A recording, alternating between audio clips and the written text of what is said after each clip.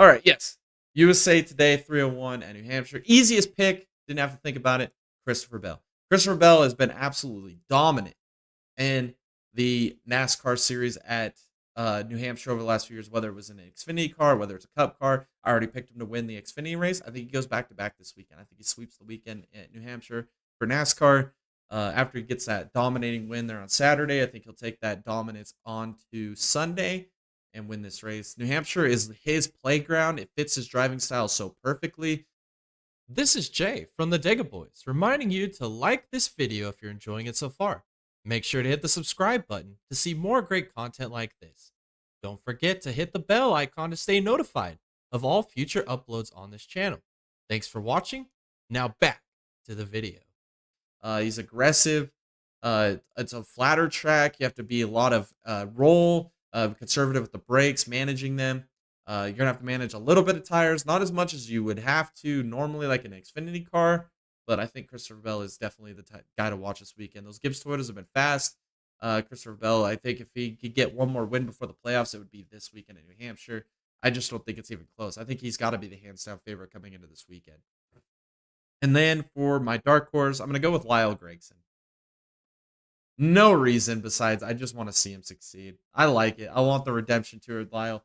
I think he can still make the playoffs. I really, really do. It's going to take a win, but I think he can win a race. I mean, Stewart-Haas is absolutely turning up. I mean, they're throwing every last little thing at those cars this year because it's their final year.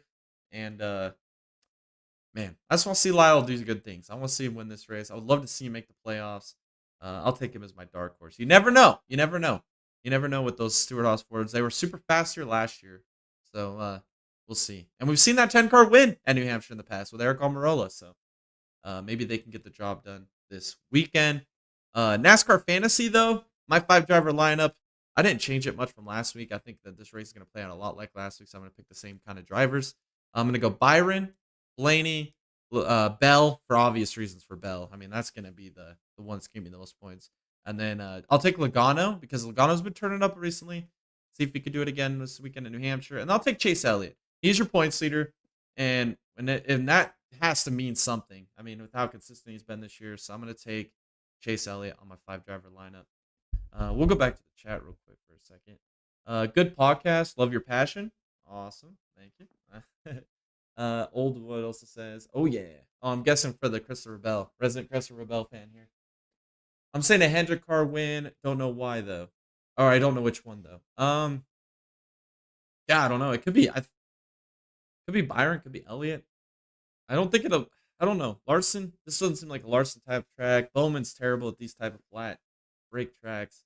I'd probably put Byron or Elliott on my list for short list for guys that can contend with Bell.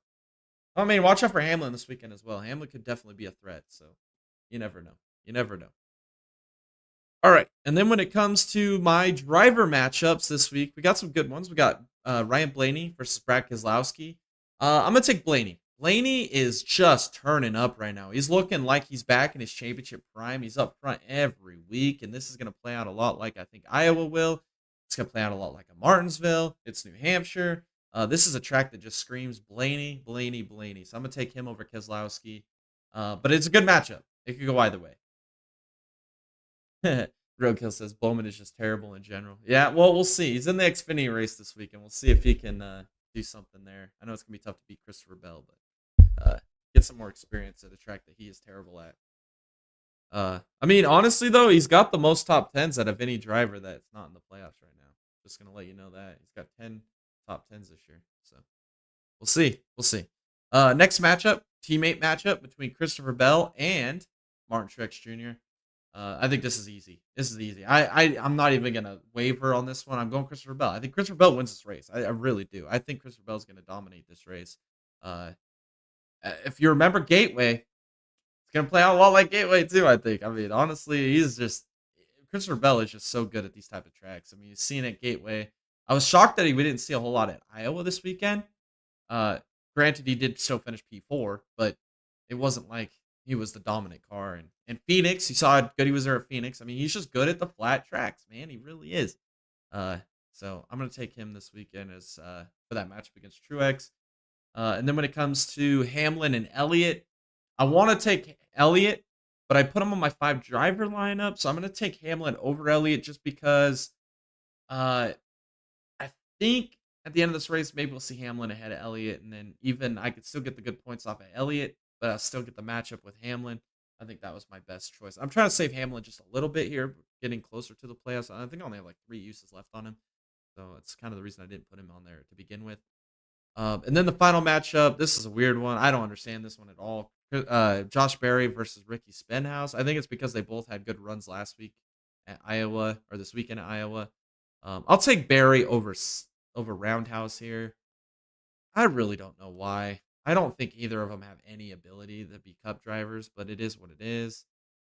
Yeah, I'll take Berry over Racky Roundhouse. I don't know why. I really don't. I'll just stick with it.